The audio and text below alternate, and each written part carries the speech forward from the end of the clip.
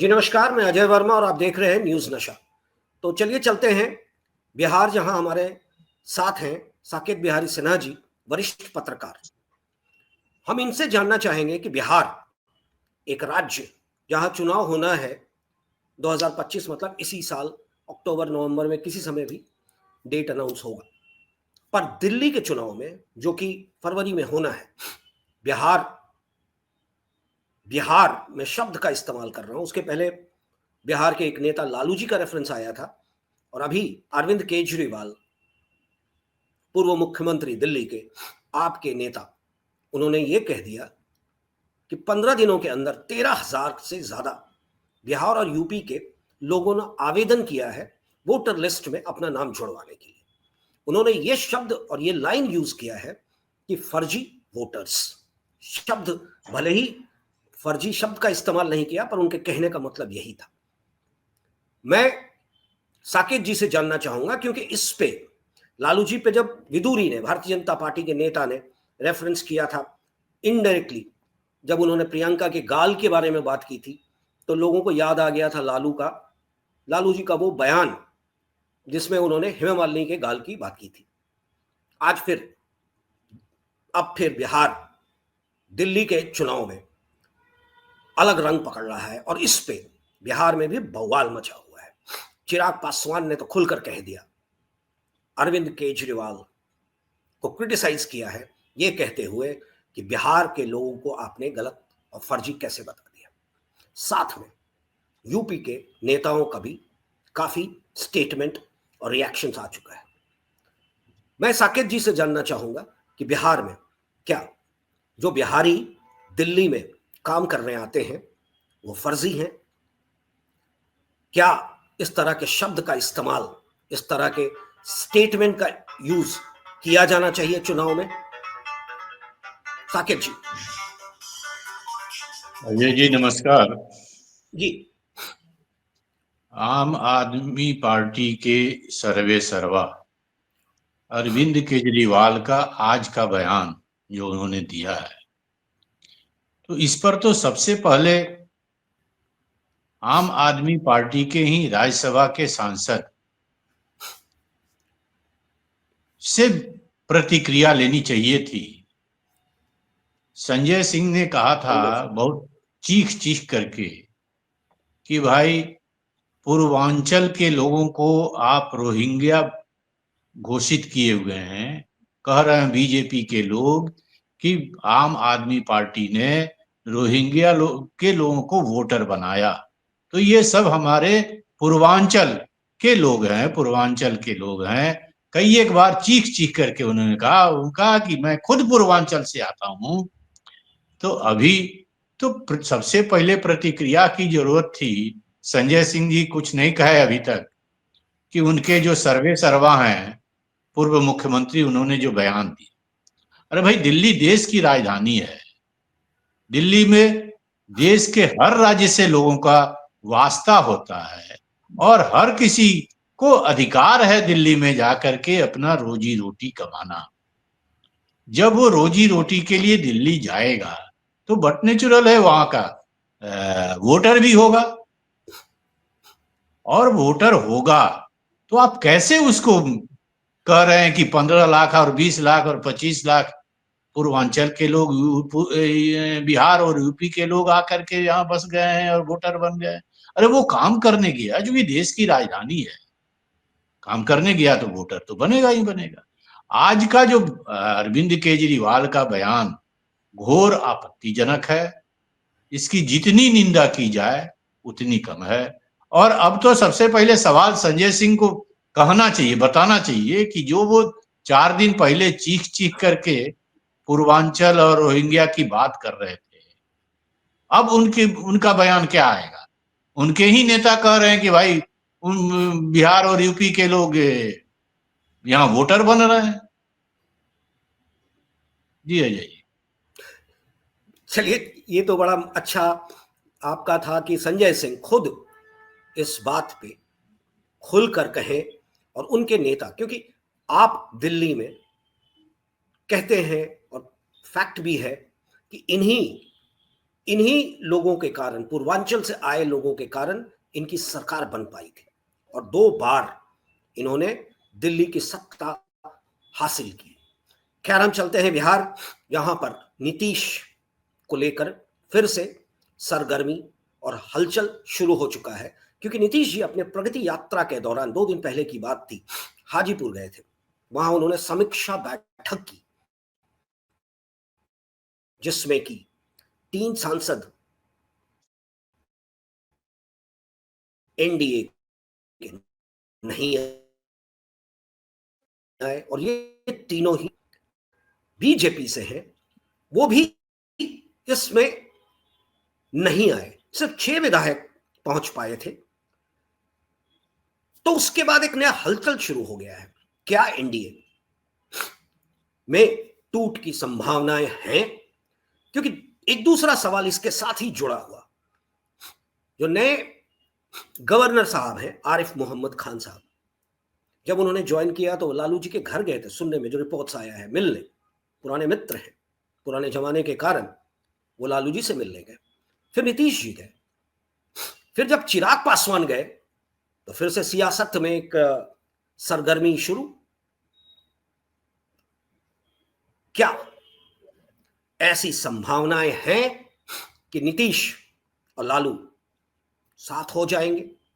BJP bank कर रहा है चिराग पासवान पे और कांग्रेस कहीं अकेला ना रह जाए। मैं आपसे जानना चाहूंगा बिहार की राजनीति पे क्या है मुद्दा और क्या हो रहा है, क्योंकि चुनाव है इस साल। जी साकिब जी। देखिए जी, 1 जनवरी को लालू यादव ने जब एक निजी चैनल से बात करते हुए कहा था कि नीतीश कुमार अगर आए तो हम उनको रख लेंगे, उनका स्वागत करते हैं और माफ कर देंगे। माफ इस बात पर उन्होंने कहा था कि लालू यादव ने कहा कि आते जाते रहे हैं तो इस बार आएंगे तो हम माफ कर देंगे, उनको ले लेंगे। 2 तारीख को आरिफ मोहम्मद खान जब शपथ ग्रहण समारोह उनका राज्यपाल के तौर पर हो रहा था, तो शपथ ग्रहण समारोह के बाद पत्रकारों ने नीतीश कुमार से लालू यादव और तेजस्वी यादव के बयान पर प्रतिक्रिया लेना चाहा। नीतीश कुमार मुस्कुराए, हाथ जोड़ लिए। फिर राज्यपाल ने हस्तक्षेप किया कि अरे भाई, अभी वोट सेरेमनी है और इसमें ये राजनीति की बात मत कीजिए। 1 के बाद 4 तारीख को जब प्रगति यात्रा के दौरान नीतीश कुमार गए,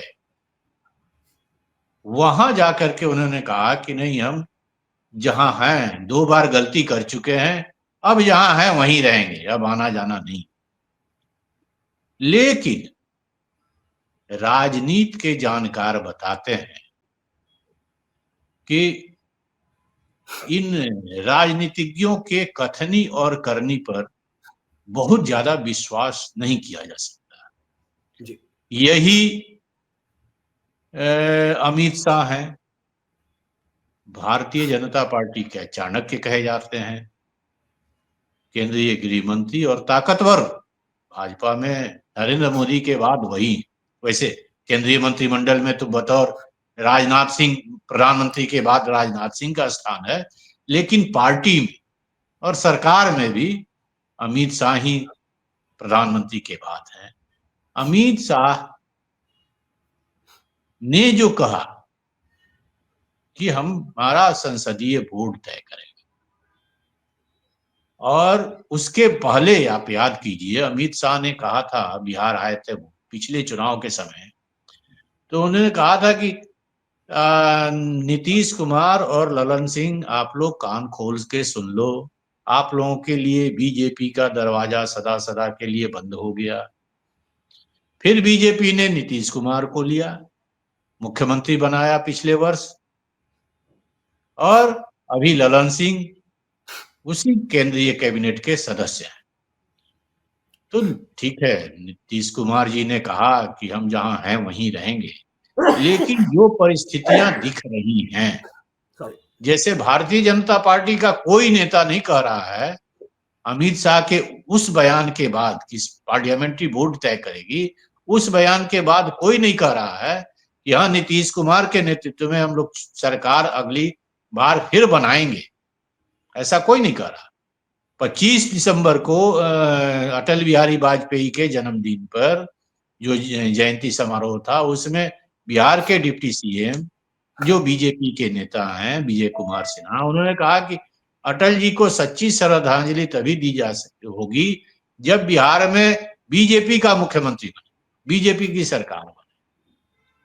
तो अभी भी बीजेपी के लोग भी मैंने खुल करके ये कहने की स्थिति में नहीं है, भीतर भीतर सब चाहते हैं कि नीतीश कुमार हट जाए और बिहार में बीजेपी की सरकार बने।